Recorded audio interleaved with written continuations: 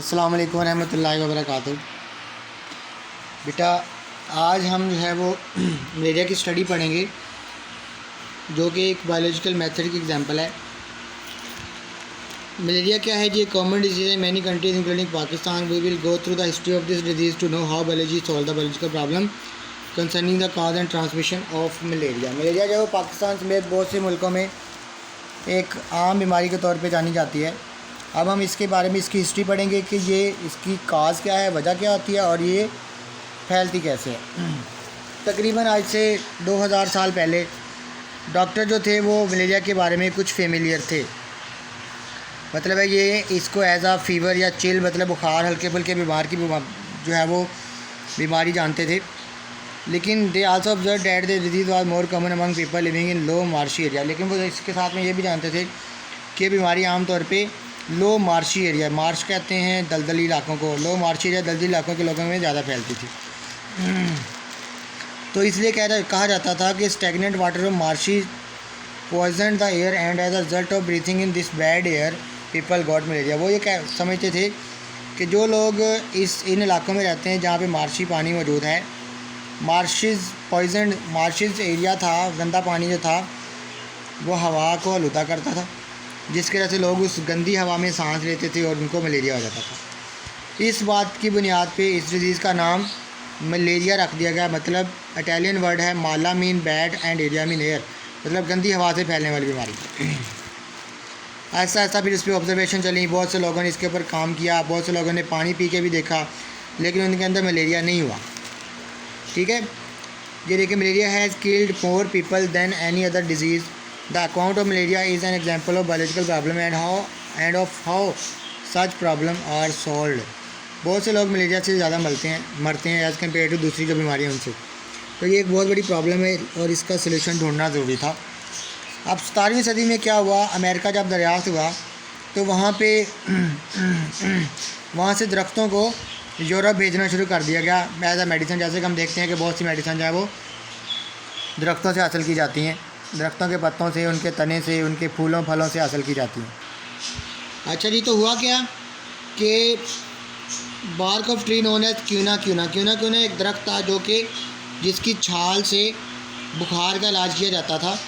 तो जो ये क्या किया गया कि अमेरिका से जब अमेरिका दरियाफ्त हुआ तो वहाँ से इस दरख्त तो क्यूना जो दरख्त था उसको यूरोप भेजा जाने लगा।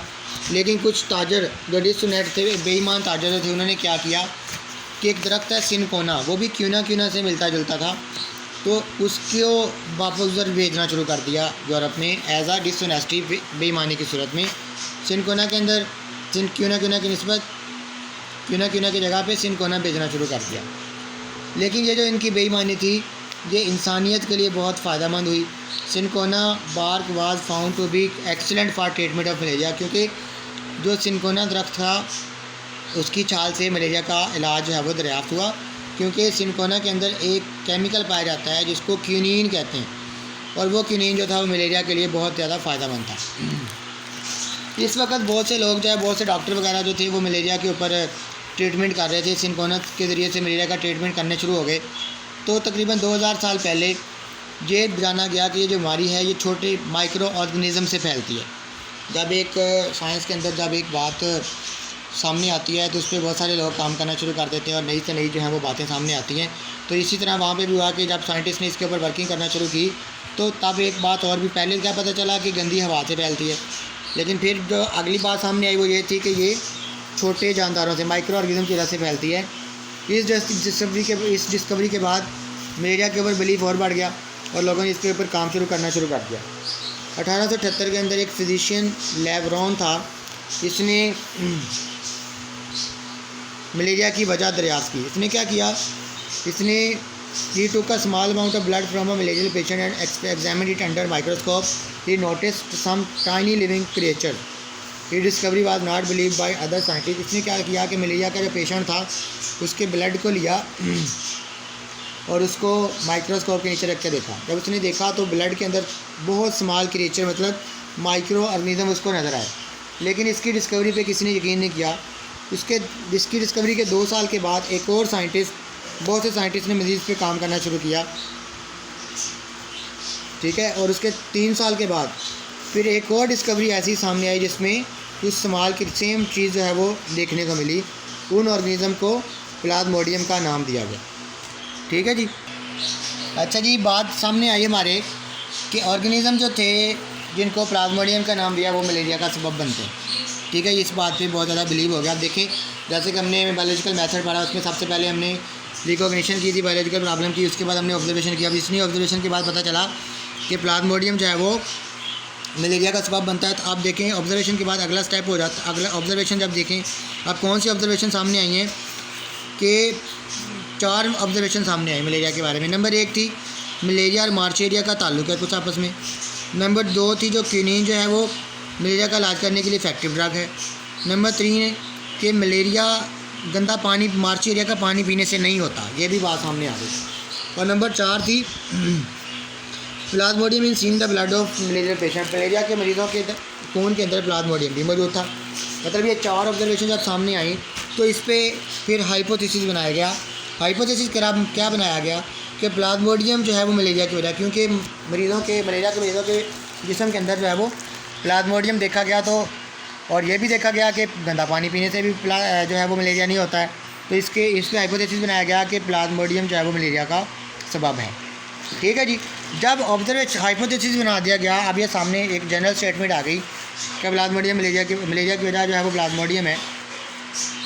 तो अब साइंटिस्ट ने इसके ऊपर डिडक्शन लिखी, इफ़ और देन लॉजिक को इस्तेमाल करते हुए। डिडक्शन क्या बनाएगी?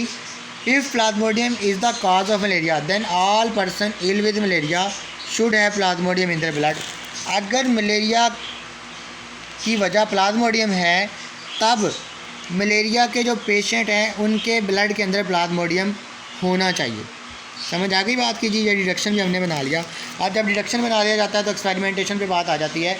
अब जब एक्सपेरिमेंटेशन स्टार्ट हुआ तो क्या किया गया कि 100 मलेरियल पेशेंट लिए गए, उनको माइक्रोस्कोप के नीचे उनके जो ब्लड है उसको माइक्रोस्कोप के नीचे रख के देखा गया। इस पर्पज़ के लिए 100 हेल्थी पर्सन कंट्रोल ग्रुप भी बनाया गया। जैसे आपने पढ़ा है, जो एक्सपेरिमेंटल ग्रुप जब बनाया जाता है तो कंट्रोल ग्रुप भी बनाया जाता है।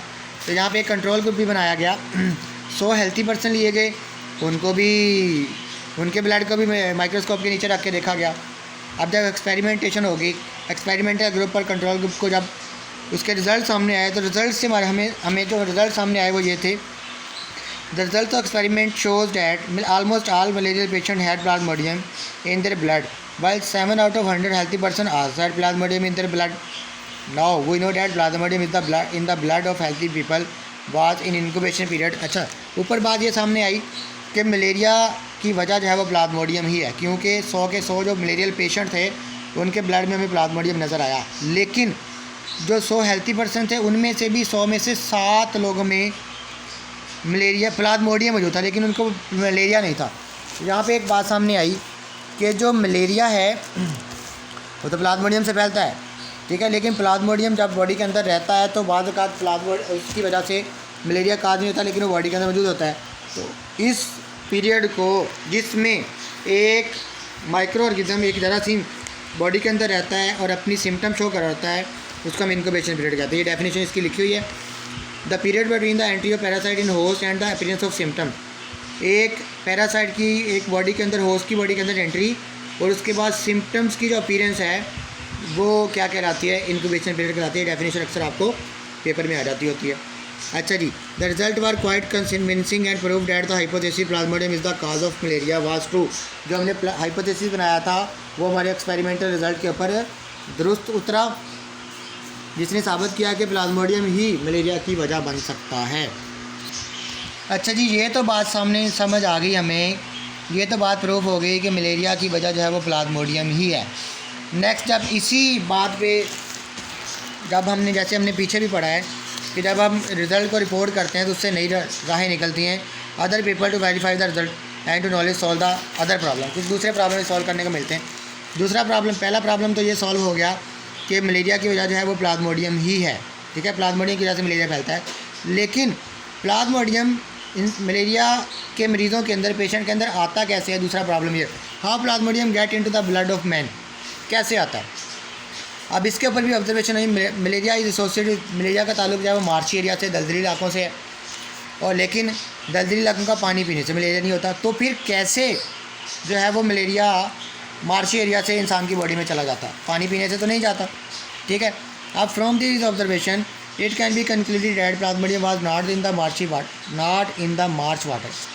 ऑब्जर्वेशन एक ये की गई कि प्लाज्मोडियम जो है वो मार्च वाटर के अंदर नहीं होता, but it must be carried by something that come to marsh water. लेकिन ये किसी ऐसी चीज़ के ज़रिए से मार्च वाटर दलदली इलाके से इंसान में आता है जो इसको कैरी करके लेके आती है। 1883 के अंदर एक साइंटिस्ट था, फिजिशियन था, डॉक्टर जिसको कहते हैं A.F.A. किंग।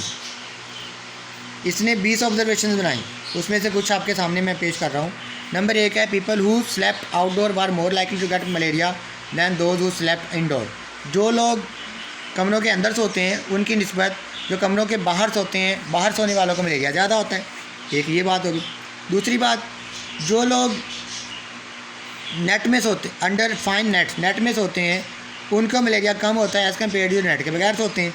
और तीसरी इसकी ऑब्जर्वेशन ये थी कि जो लोग स्मोकी फायर, मतलब है कि धुएँ वाली आग के करीब सोते हैं, उनको भी मलेरिया नहीं होता एज़ कम्पेयर टू वो जो धुएँ वाली आग के दूर सोते हैं, ठीक है। तो इस ऑब्जर्वेशन पे किंग ने कुछ हाइपोथेसिस तश्कील दिए। हाइपोथेसिस अब क्या था कि mosquito transmit plasmodium and so are involve in the spread of malaria.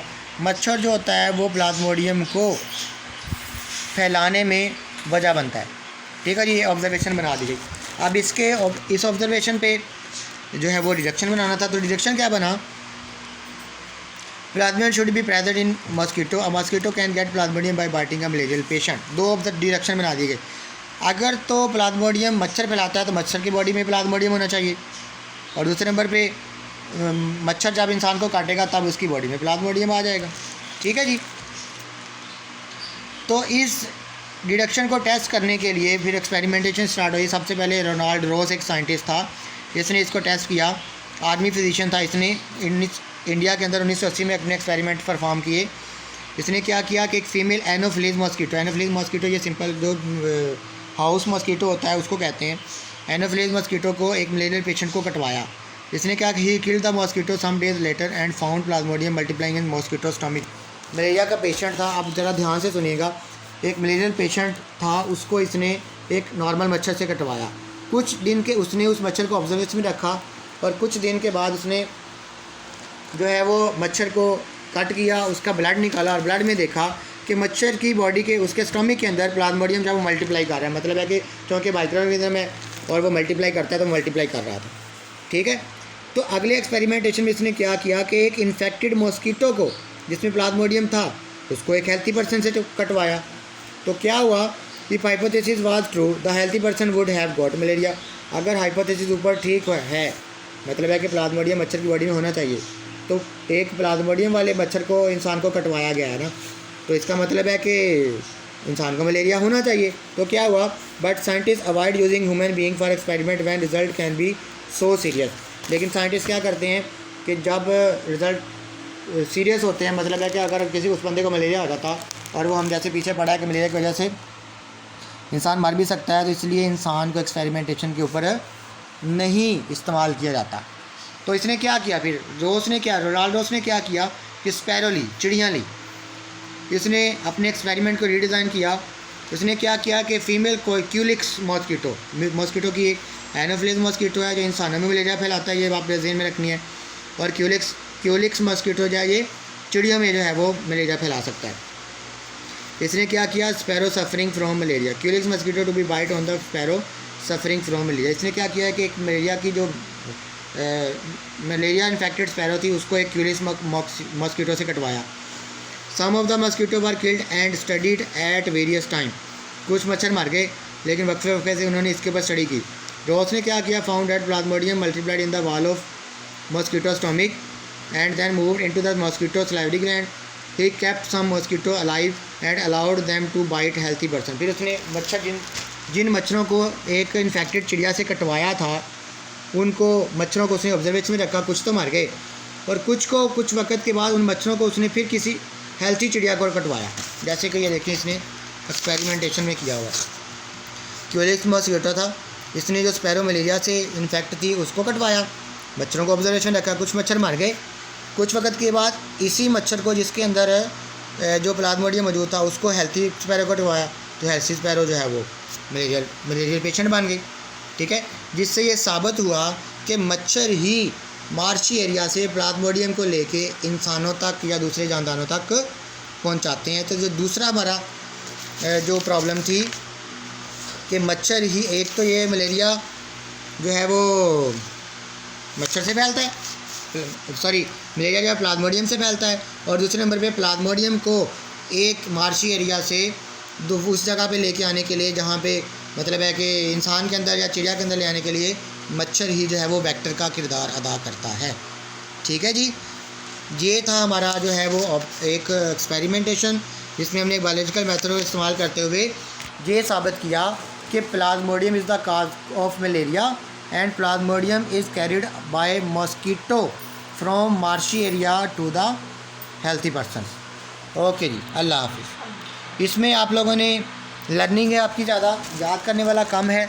याद करने वाला आपका क्या है, एक ये इंक्यूबेशन पीरियड की डेफिनेशन आप याद करेंगे, उसके बाद AFA किंग की ये तीनों ऑब्जर्वेशन याद करेंगे आप लोग। ये याद करेंगे कि एनोफ्लेज मच्छर किस में मलेरिया फैलाता है, क्यूलिक्स किस में फैलाता है, और ये एक बात और यहाँ पे रह गई हमारी, female mosquito need the blood of female or birds for the maturation of egg. जो फीमेल मॉस्कीटो होता है उसको अपने अंडों को मेच्योर करने के लिए, मतलब अंडों में से बच्चे निकालने के लिए मैमल या बर्ड का खून ज़रूरी होता है। ठीक है जी, उसके बाद ये आपने स्टार्ट पे जो चीज़ें मैंने सारी आपको बताई हैं कि मलेरिया क्या होता है, ये भी डेफिनेशन आप याद करेंगे। क्यूना क्या थी, ठीक है, सिनकोना क्या था, उसमें क्यूनिन क्या है, सबसे पहले किसने एक्सपेरिमेंटेशन की थी। ठीक है, ये ऑब्जर्वेशन है आपके पास, सबसे पहले मलेरिया के ऊपर ऑब्जर्वेशन है। ठीक है जी, इंक्यूबेशन पीरियड आ गया, AFA किंग के एक्सपेरिमेंट बहुत इंपॉर्टेंट है, फिर ये एनोफ्लेज मॉस्कीटो, क्यूलिक्स मॉस्कीटो वगैरह। ठीक है जी, अल्लाह हाफ़िज़। ये आपने सब याद करना है।